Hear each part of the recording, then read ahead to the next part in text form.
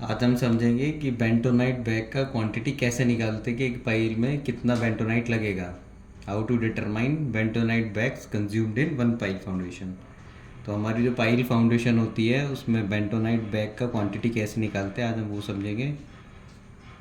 इसका जो कुछ स्टेप्स होते हैं मैं आपको स्टेप्स वाइज बता रहा हूँ।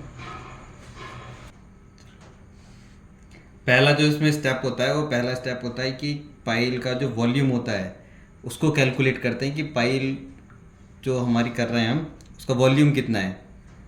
उसका वॉल्यूम निकालने के लिए पहले देखते हैं कि पाइल का शेप क्या है। राउंड साइज, राउंड शेप में भी होती है, कुछ स्क्वायर शेप में भी होती है। ये स्क्वायर शेप के लिए अलग से फार्मूला होता है, राउंड के लिए अलग से होता है। अभी हम राउंड पाइल का ले रहे हैं, उसका जो फार्मूला होता है वो होता है v is equal to pi r square h. इसमें कि r जो होता है वो रेडियस होता है पाइल का, जिसको हम dia of pile by divided by 2 के फॉर्मूले से भी निकाल सकते हैं।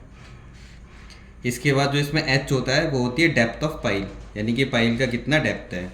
ये हमारा स्टेप 1 होता है कि उसका पाइल का हम वॉल्यूम निकाल लेते हैं, पाइल का वॉल्यूम कितना है।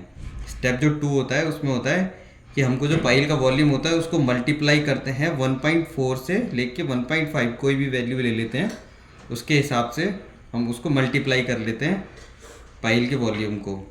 अब इसमें एक क्वेश्चन आता है कि 1.4 से 1.5 का वैल्यू क्या है और वो कहाँ से आया और उससे हम मल्टीप्लिकेशन क्यों कर रहे हैं। उसका आंसर है कि अगर हम इसका जो कोड होता है वो होता है ES2911 पार्ट 1 सेक्शन 2। उसमें अगर हम देखेंगे तो उसका जो एनेक्चर डी है क्लॉज 7.4, उसका जो पैरा D3 है उसमें हम देखेंगे उसकी लिक्विड लिमिट दी होती है। बेंटोनाइट की लिक्विड लिमिट कितनी होती है, तो जो लिक्विड लिमिट होती है वो उसकी 400% होती है, उससे ज़्यादा भी हो सकती है। ये जो डिपेंड करती है कि बेंटोनाइट कितने टाइम के लिए सोक किया गया वाटर में।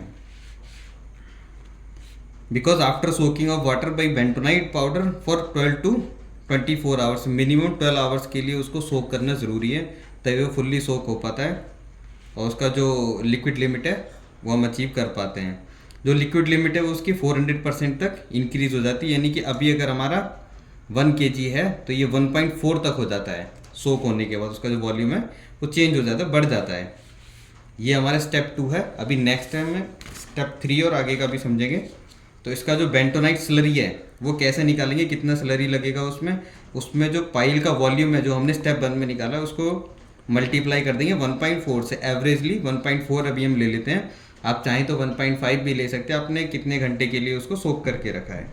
ये हमारा स्टेप 2 है। अब नेक्स्ट हमारा स्टेप 3, उसमें है calculation of bentonite dry powder. अगर हमें ड्राई पाउडर निकालने की कितना ड्राई पाउडर लगता है तो उसको हम कैसे निकालेंगे। उसके लिए होता है जो हम साइड पर स्लरी बनती है वो हमारा जो रेशियो होता है वो 5% होता है। 5% क्या होता है, यानी कि 1000 लीटर वाटर में 50 kg तक हमारा ड्राई पाउडर सोक किया जाता है। इसके लिए उसको 5% लेते हैं कि कितना हमने ड्राई पाउडर सोक किया है। तो जो ड्राई पाउडर है उसको हम स्लरी से मल्टीप्लाई कर देते 0.05 में, यानी कि हमने 50 kg उसमें सोक किया था इसीलिए। तो अगर इसको अगर बैग में निकालें तो उसका जो ड्राई पाउडर का कैलकुलेशन है उसको 50 से डिवाइड कर देते हैं। 50 जो वैल्यू है वो है एक बैग का जो वेट होता है वो 50 kg होता है, इसलिए इसको 50 से डिवाइड करते हैं। अब इसके लिए हम एक एग्जाम्पल में समझेंगे, वो मैं अपनी नेक्स्ट वीडियो में समझाऊंगा कि इसका एग्जाम्पल में उसको कैसे निकालते हैं।